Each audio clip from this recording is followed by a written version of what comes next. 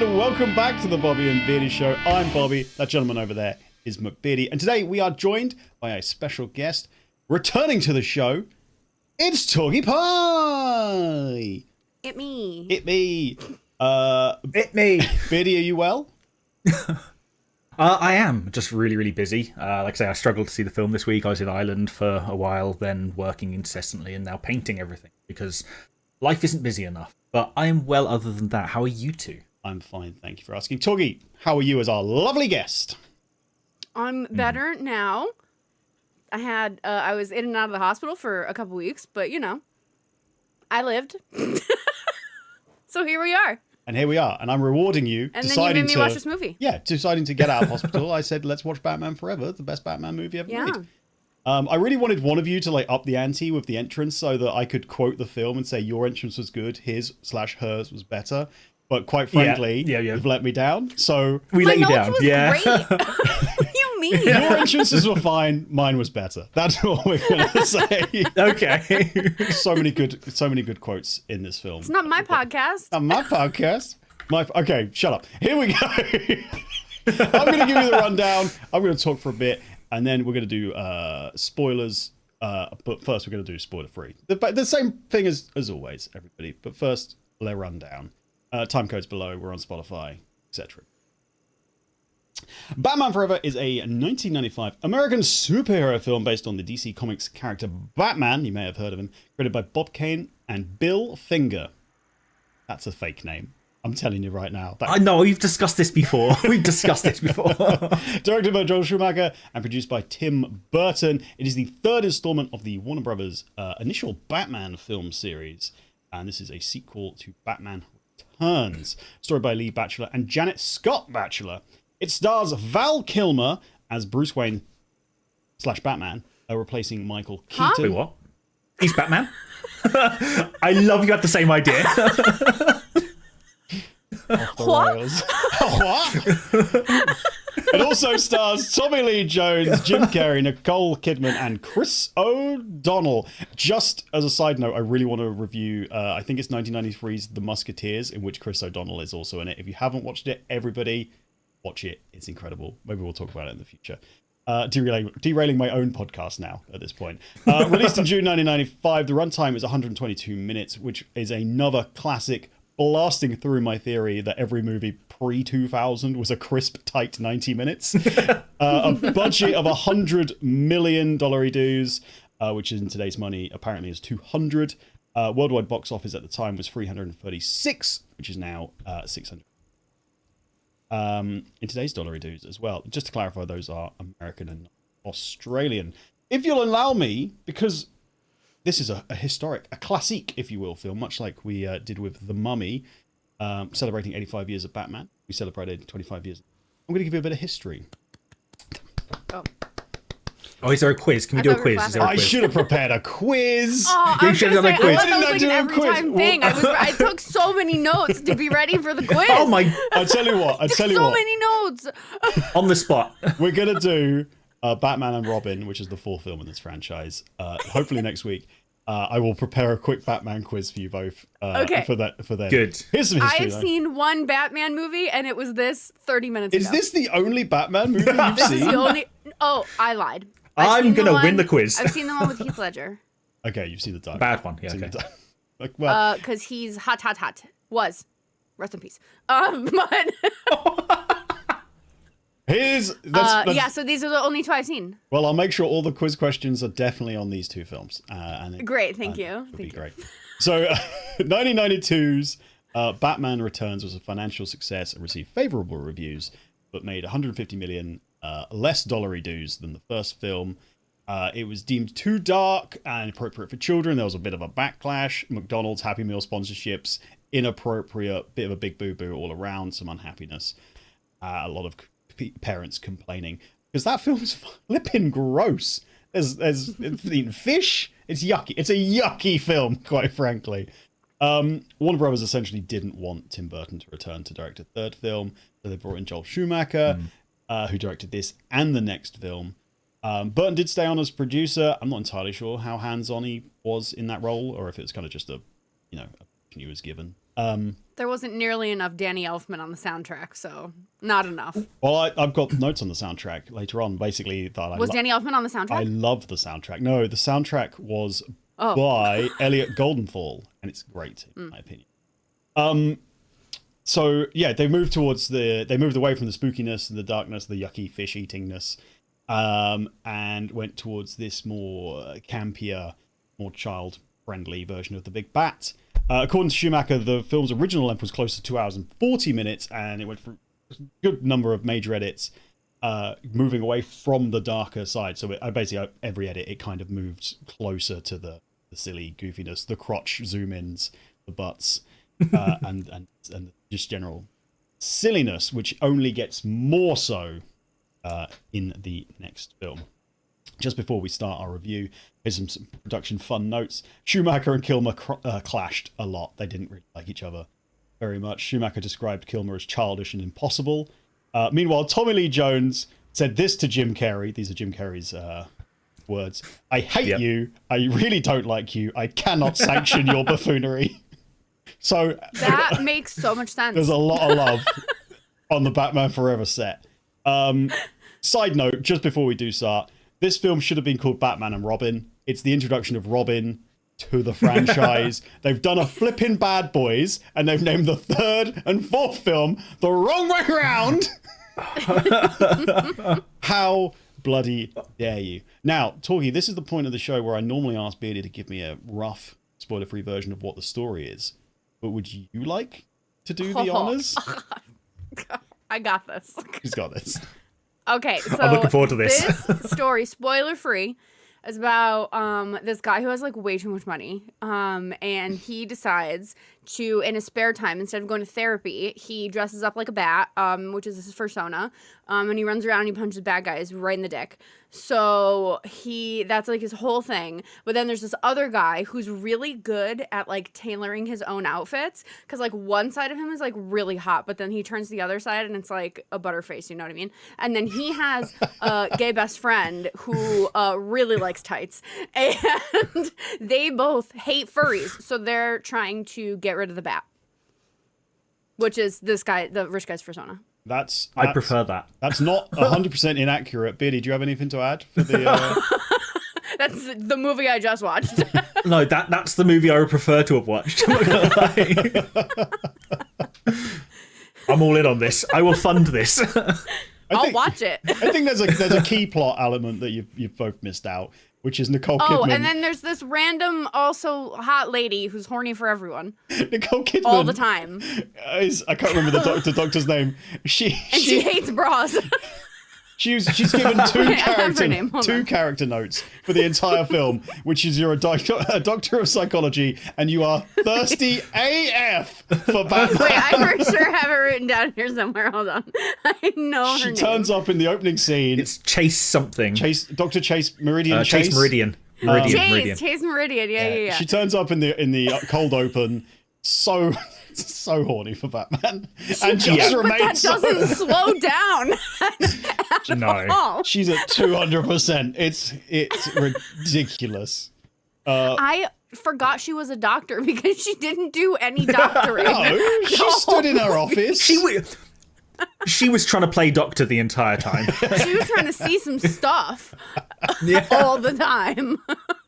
Oh yeah, there's a great bit in this film where she tries to seduce Batman by the bat light. No, early he stands off a bit for the start. Oh, I have the bat booty call. Yeah, I have that in my notes as well. She just starts fondling his rubber costume and gets really into it. And that's the one that still has the nipples as well. Which is just okay. So. This is spoilers. No, yeah. I don't think this is spoilers at all. This is just out of context rambling. The main story. Before we move on, I have two quotes from my notes because we're talking about this.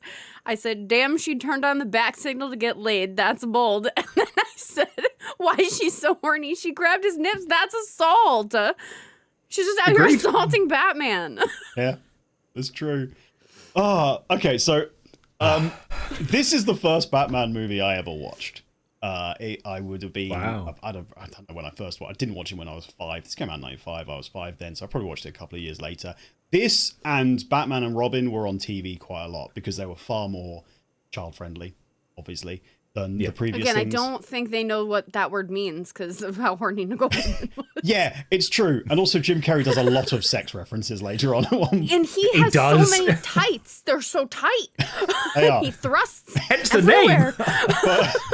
name. But so this is my Batman movie. To be That honest explains with a you. lot, It Bobby. does, doesn't it? This Val All Kilmer those tights he wears. is my Batman. He's my Bruce Wayne. I love this movie. It's got Jim Carrey in it, who I incredible comedic actor. I love him. I love Tommy Lee Jones as Two-Face. But hearing all of the stories post filmmaking of this, that he hated Jim Carrey because Jim Carrey's just like could just steal the spotlight in any scene, and he'd have to work twice as hard to camp it up and kind of steal it back.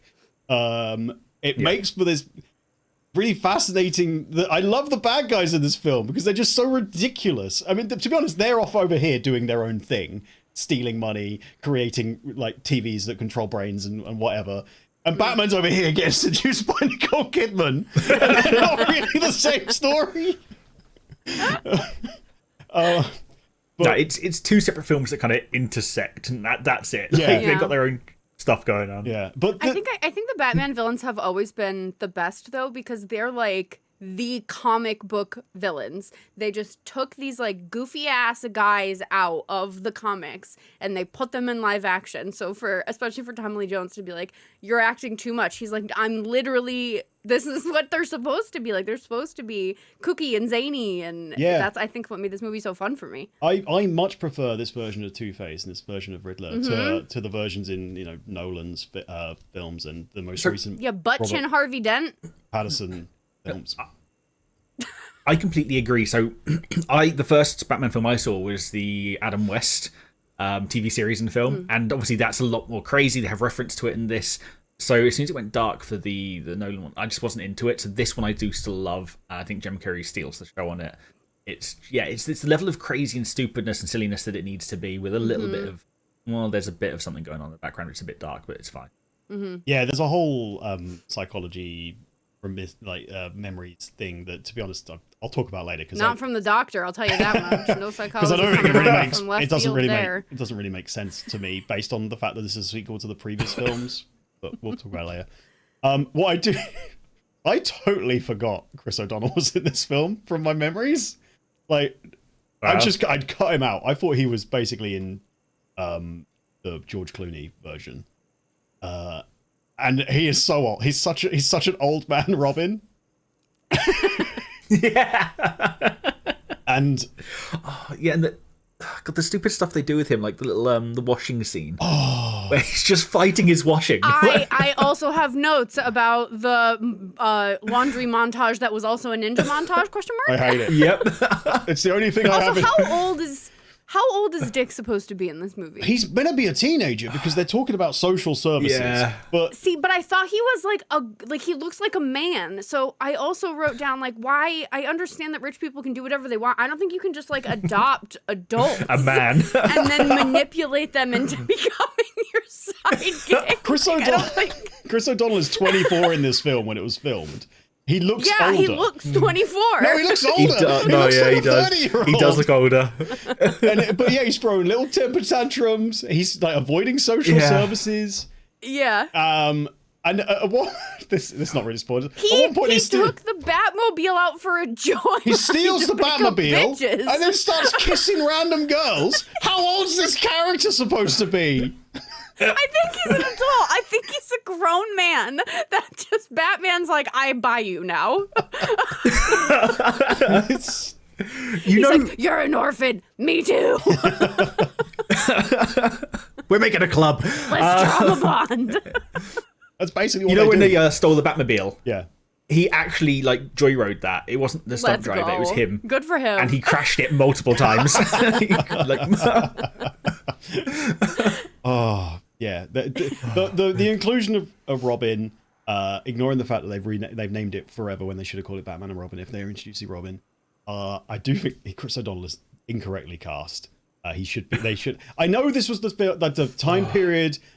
Like, it's only kind of just stopped happening like more recently, where they stopped hiring 40-year-olds to play high schoolers and stuff. Teenagers, just by turning their hat around backwards, a la Saw style. But yeah, it's like, come on, like the Steve Buscemi meme. Yeah, how is this acceptable? It's like, just the fact that, like, because they could get around it, they could just have him as like a young 20-year-old thing. But they specifically include the lines about social services and things. You're like, what's going on here? Well, I think they needed a reason, because again, if he was an adult canonically in this film, Bruce Wayne kidnapped him. It just, and I don't think maybe we're just talking needed somewhere about to that live. enough. Yeah, Bruce Wayne can get away with it. If it was just Bruce Wayne, because he has money. It was just Bruce Wayne saying, "Do you want to come? Listen, your family just died really traumatically. Come live with me and get yourself on your feet. I feel terrible. I was there. I'm Bruce Wayne. I'm like this god in Gotham. I'll help anybody. I'm so great." But no, it's like, no, you're a child. You need to come live with me. Yeah, that's literally. He doesn't go to his next of kin. He does. The circus just leaves that day. Yeah, like they don't even wait for him. Also, Bruce is like, oh, they'll be halfway to Missouri by now. It's like he's got a motorbike. I'm pretty sure he can catch up. 12 hours ago, he gets so far away. They're not in a different universe, Bruce. He'll catch up. It's fine. Speaking of Gotham, though, I love this look of Gotham. This is like. It's the right level. It's got all the statues, which are kind of part Tim Burton vibe and Gothic vibe.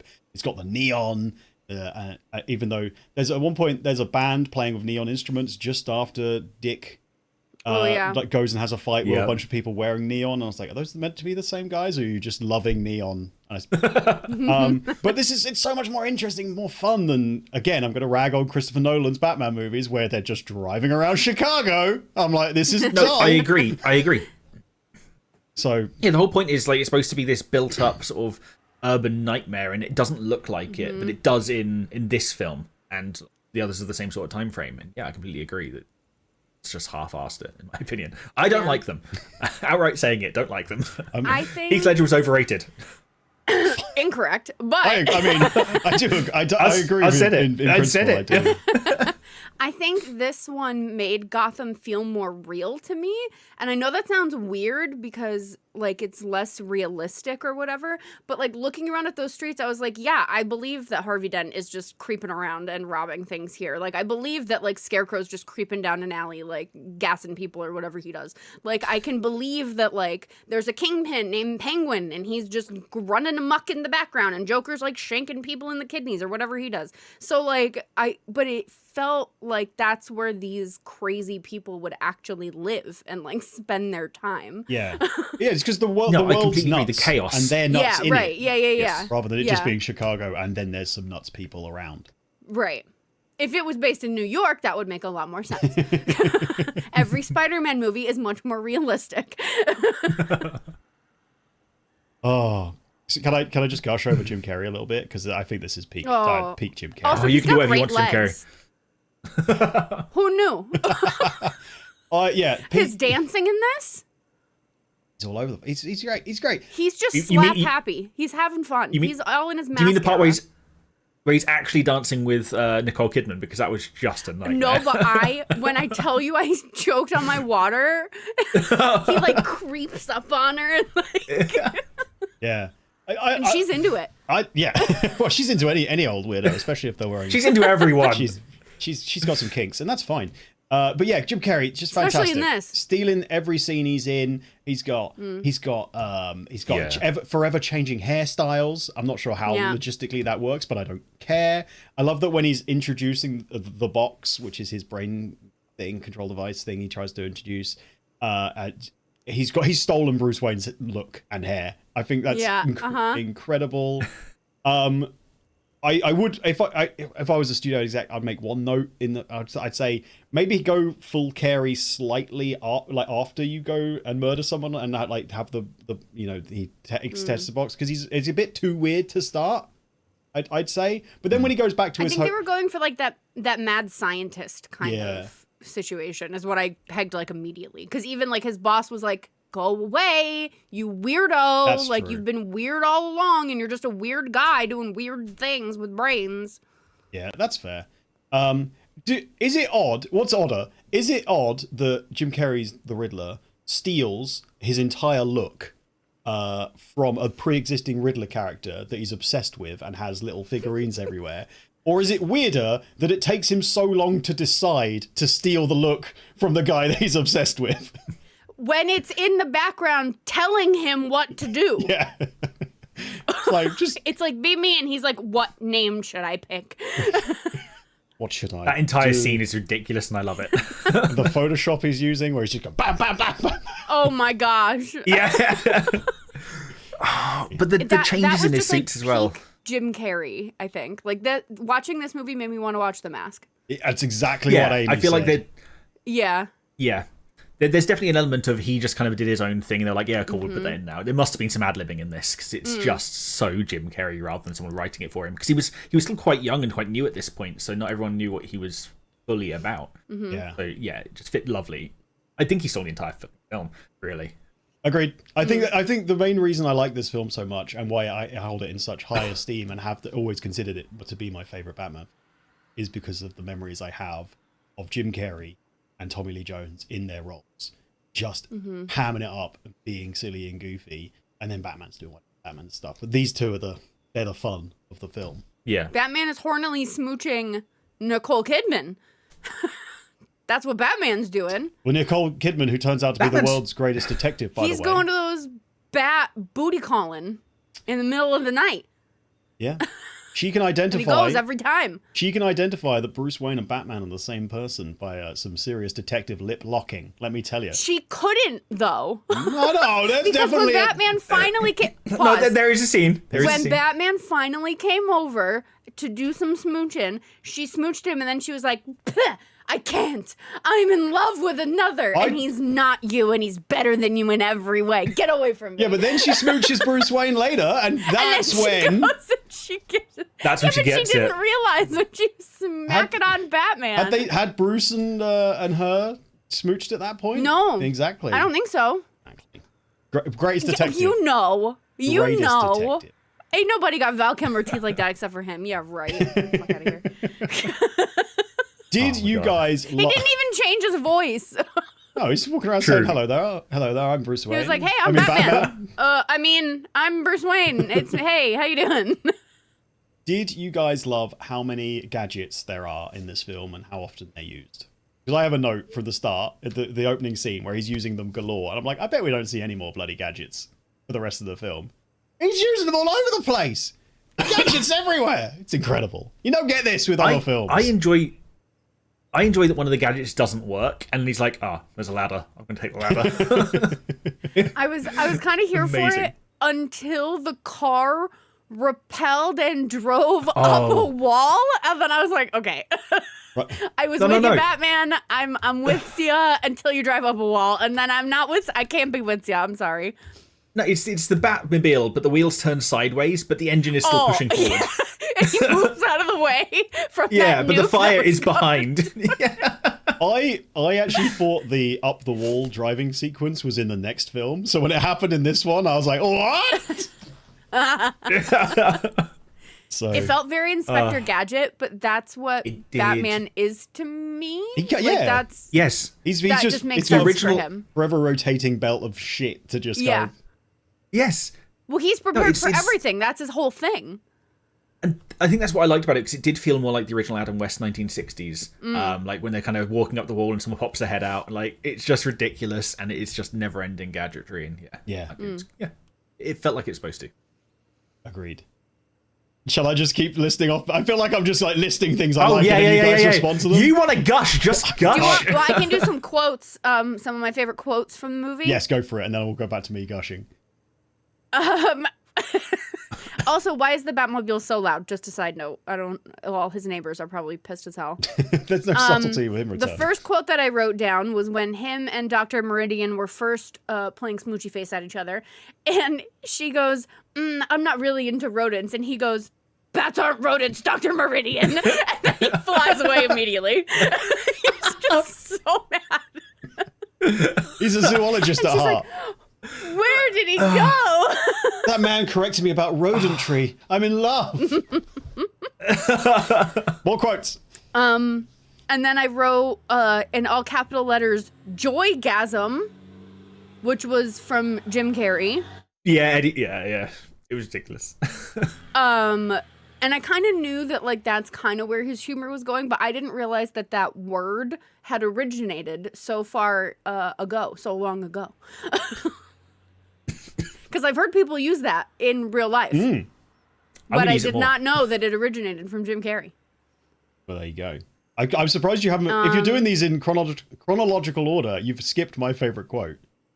What was your favorite quote? Oh no, it's boiling acid! Yeah.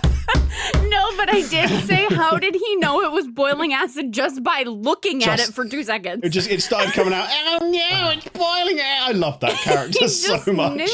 He knew immediately. Listen, he's a security guard in Gotham. He's seen some stuff. He knows boiling acid when it's coming.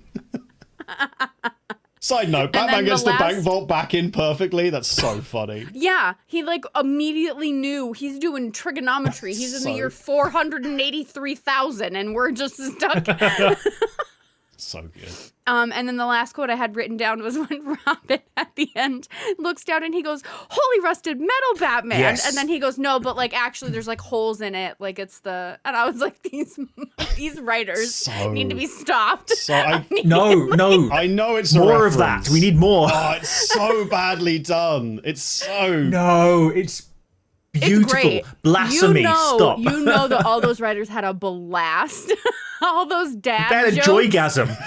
Yeah, like where did that come from? Oh, it's so good. Oh, flipping heck.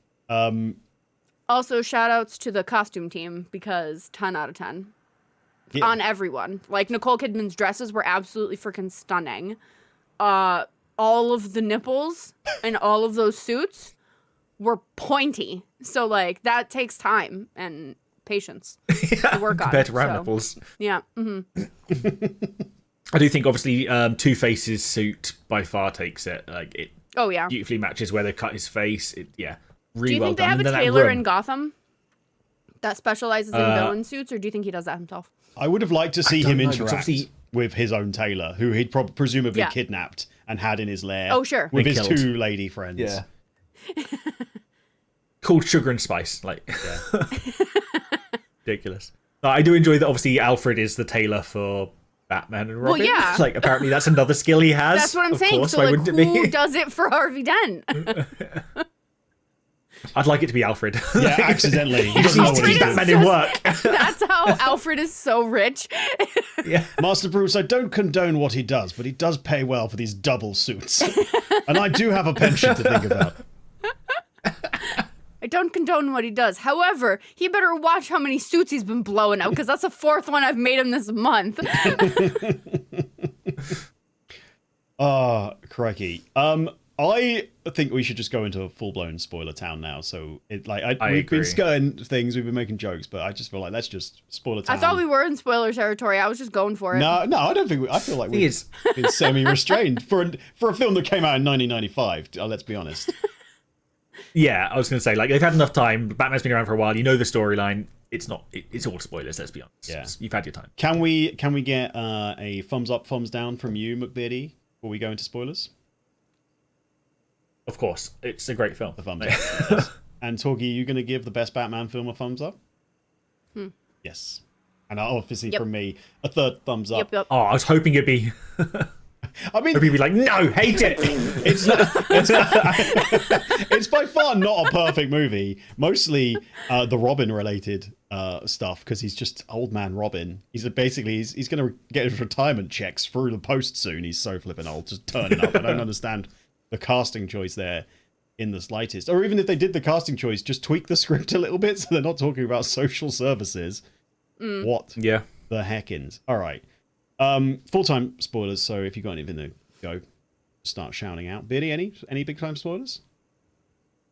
Honestly, nothing that's specifically spoilers. There's loads of stuff I still want to point out of, like, just design-wise. The box is a blender. I'm sorry. The thing they made is a blender they've got on it. It's a blender. Wings. It's a blender. It rotates. Also, why was Dr. Ligma and his box Who wrote this script? Edward Nigma. Enigma. Not Ligma.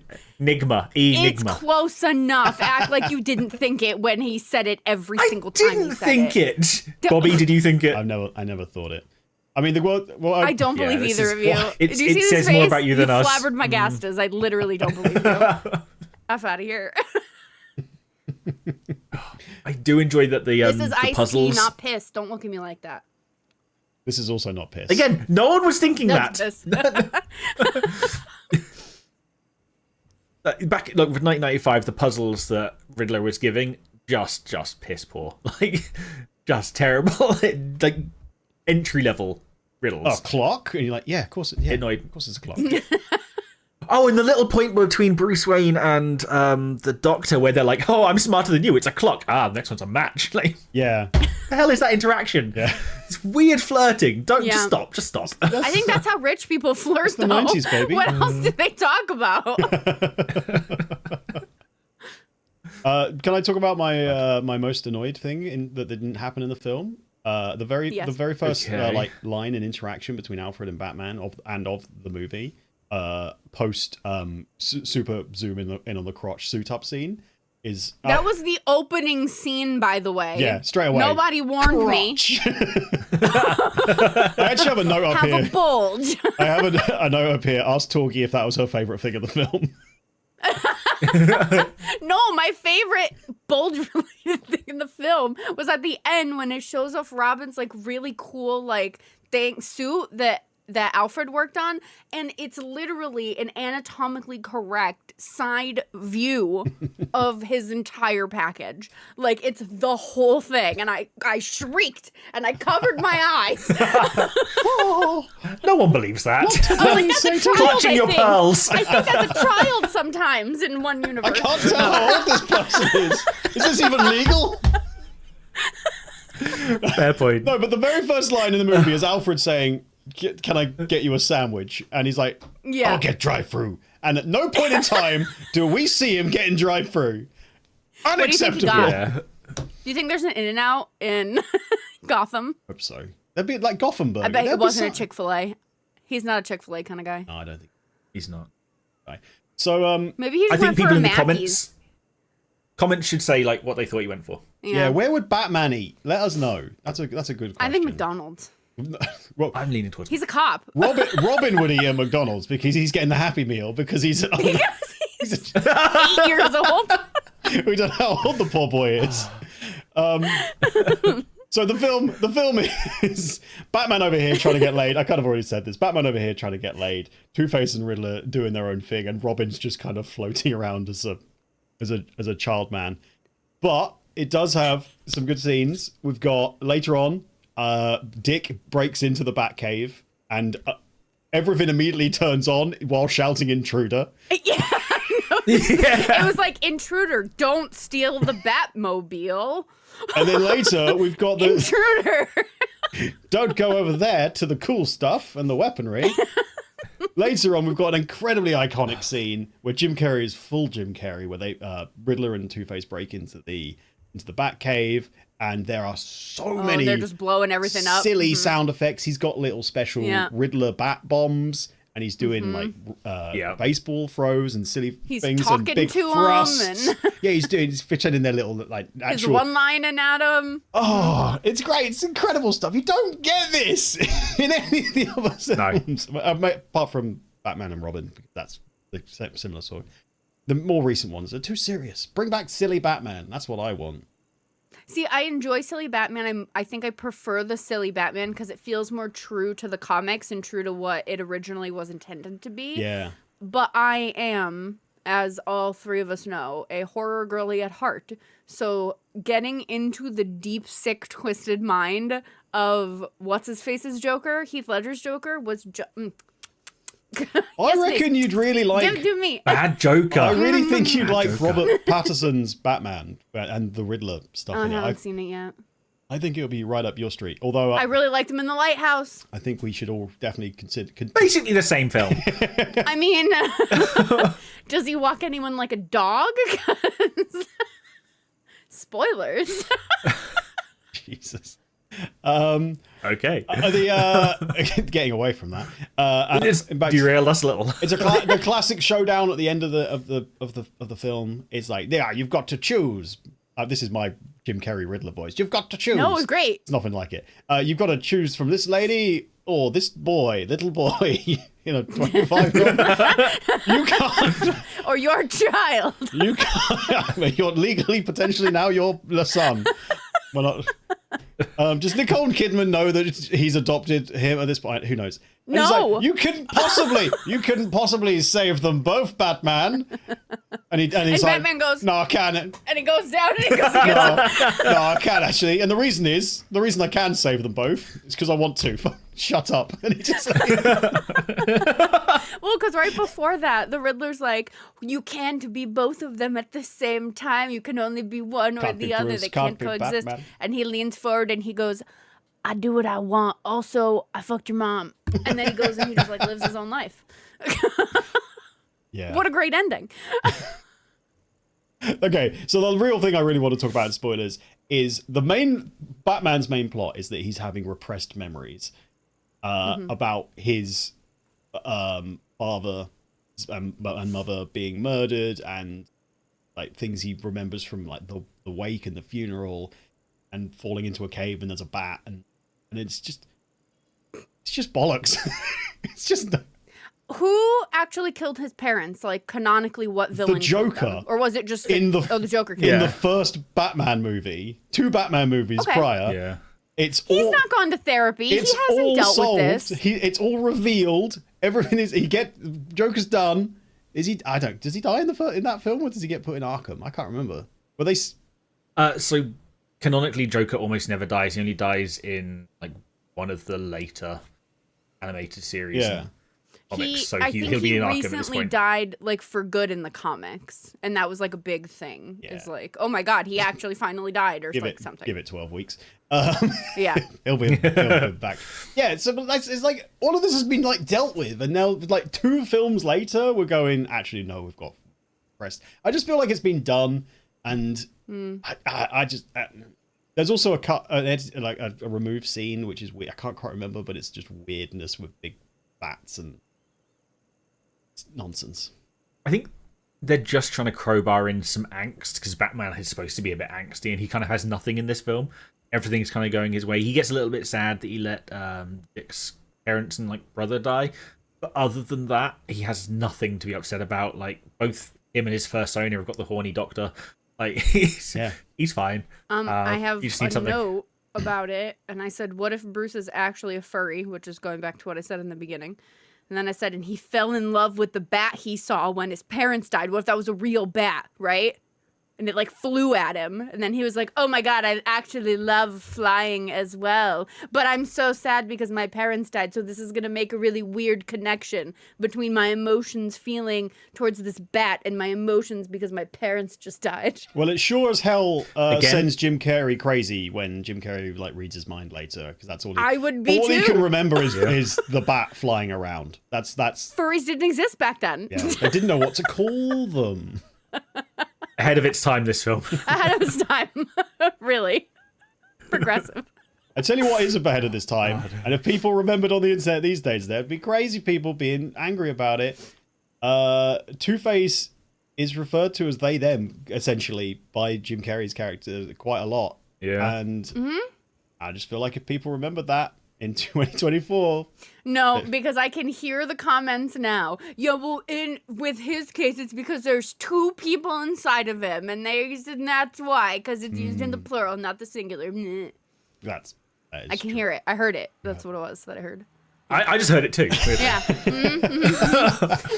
Do we have anything else to say? I mean, I could probably talk for a lot longer about this stupid film and how much I love it, but do we have anything else we'd like to add? Beardy? All I want to say is the whole Dick Grayson Robin character, everything he does is pointless. Like I say, the washroom scene is dumb. When he's trying to get into the Batcave, why he's running down the stairs would have been quicker than doing all the flips and stuff. Like it would have been genuinely quicker. He had to karate kick the door in, and that was open, and then he just catapulted into the Batcave. it was just like, I like Robin as a character, like, and all this stuff. And when he's talking about like what should he call me, and he goes, "Oh, Nightwing," a nice little reference, but it feels dumb, just dumb. In a dumb film, it still feels dumb. It does. It stands out. Yeah. Yeah. That's all I got. Also liked it though. Also, when he steals the Bat car, the Batmobile, if you will. The Bat car. Steals the Bat car. The Bat. Said no one in the history of history. He steals the whole Batman's car mobile, and he immediately goes to try and pick up hookers, and think. And do you really reckon they don't have what a 15-year-old does? What a 15-year-old. Because he knows that Batman fucks. He saw Nicole Kidman, and he was like, "Oh my god." They don't have an auto shut-off button. Like Alfred can't go, "Oh, a bad guy's stolen the car. We'll turn that off." No, it's a manual. It's a stick. It's not. It's automatic, isn't it? It's got the booster. Torgie, Yeah. What do you call that? What do you call it? It looks like a stick to me. It looks more like a lever. Torgie, anything else to add? No, I really liked it. I'm glad that I finally watched it. I think it would have nestled in weirdly when I was a kid, because the only thing that I knew, like the Jim Carrey side would have been fine because I had The Mask. Like I grew up watching that movie, and like, you know, Liar Liar and all those. So like I was very familiar with peak era Jim Carrey. But the only thing I knew Tommy Lee Jones from until I watched this movie today was Men in Black. Because I grew up watching Men in Black. He is a very different man in Men in Black than he was in this. And I think that it like shocked me, but I was like, oh, what a breath of fresh air, knowing that like he has this side of him that I didn't even know before. I was going to say, that was kind of the point. The idea is they were going to try to keep that side of him from Men in Black, from The Fugitive, for one side of Two-Face, and then the sort of like over the top. Whereas I think he just bled the over the top into both to try and keep up with Jim Carrey. I think that's true, Beardy. He definitely just ends up going a bit nuts. Up until the end, the very end of the film where Batman throws all the coins in the air. He's like, "Aren't you gonna?" Yeah, he killed that man with money. Aren't you gonna? Classic Bruce Wayne. It's a very Batman thing to do. He's like, "Aren't you gonna flip your coin, Mr. Two-Face, as you always do, your trademark coin?" And he's like, and he immediately switches back fully for like the last time, and talks about how you've always been a good friend, Bruce. And then he gets coin deaf. So that was and then Bruce Wayne goes, "Money, also this." Coins. Take your friendship and shove it. You know why he has those coins? Because sometimes he can't drive through, and he's got to put the car. He's got to park it by the side of the road. He's got to put some. Well, he's got to take the bus. He's got to put coins in the meter. You know, he's got to have. He's got to have change on him. Now, hookers in Gotham take coins. That's what it is. They probably do. Just make it hail on them. Ow. Oh, dear. Right, brilliant. This derailed very quickly. I'm absolutely delighted that you love this film, Torgie, because, again... Yeah, I liked it a lot. This is the best. This is peak. We're going to do Batman and Robin, which is the next film, before they fully shut it down and then go serious Christopher Nolan stuff. Where we get George Clooney as Batman replacing Val Kilmer. I'll talk more about that next time. But thank you so much for watching, everybody. We are on Spotify if you prefer to listen to us rather than watch. Leave a thumbs up if you liked this shenanigans of an episode. Full laugh ramble mode. We'll get Torgie back real soon. Thank you so much for watching. We'll see you again soon. Bye-bye.